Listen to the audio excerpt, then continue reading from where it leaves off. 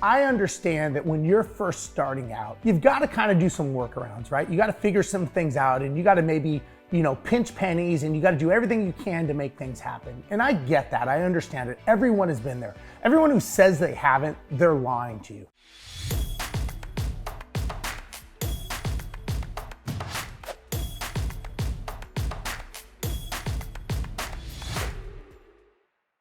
But here's the thing.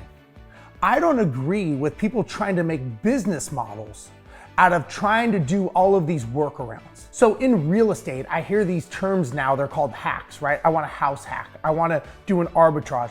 Look, I get all that. And maybe you're making money doing it, and that's totally fine. But you know what? You got to ask yourself, are you actually creating a sustainable business? Now, to me, and my definition of a business is a commercial, profitable enterprise that runs without you, which means if you have to be involved in any of the things that you're doing, ask yourself, are you really creating a business?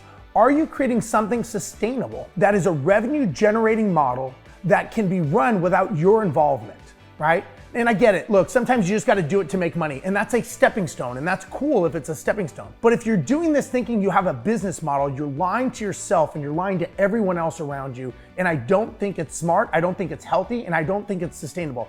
At some point, you're gonna run out of energy, right? You're gonna get tired, you're gonna get burnt out, and all of this stuff that you're doing is going to have been a waste if you don't take the knowledge that you're learning and actually run it into a full business. My suggestion is if you need money to get started or you need to learn these house hacks and all these other terms, I'm sure there'll be another one in a couple weeks. But if you're doing all this, ask yourself, where is this going? What is the next step, right? Everyone that is sustainable, everyone that is successful, you want to make sure that you are looking at what they're doing. The majority of people are not doing workarounds, right? There are one-offs, I get it. But the massive amount of people that build wealth, right? Sustainable wealth that is passed down to generations. I'm not talking making a couple $100,000 a year or maybe $1 million or something. That is not sustainable wealth, that's a job. But what are you doing that maybe you could take this entity as a business, pass it down to your loved ones and be able to let them run it, right? How are you gonna pass down a house hack to your kids, right? It's not gonna happen. So just think about this. Don't always look for shortcuts. Sometimes life is not about shortcuts.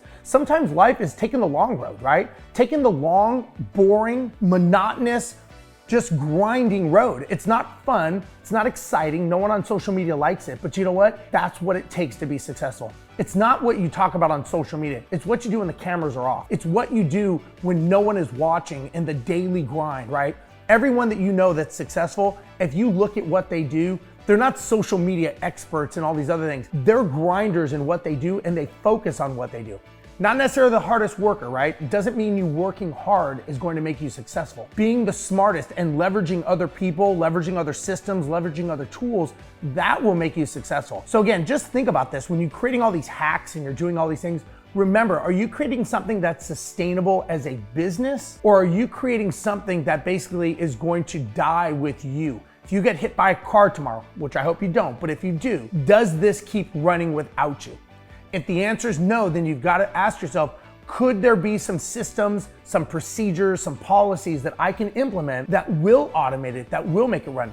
Whether it's a software, whether it's hiring person, whether it's outsourcing to virtual assistants, whatever it is, but try to think of how you can create a model that runs without you so that you can have a true business model, right? Because all these things that we do, flipping, wholesaling, there are businesses in here. The problem is most of the time you're not treating it as a business, and that's where the failures happen because it's only gonna be as good as your energy level that day.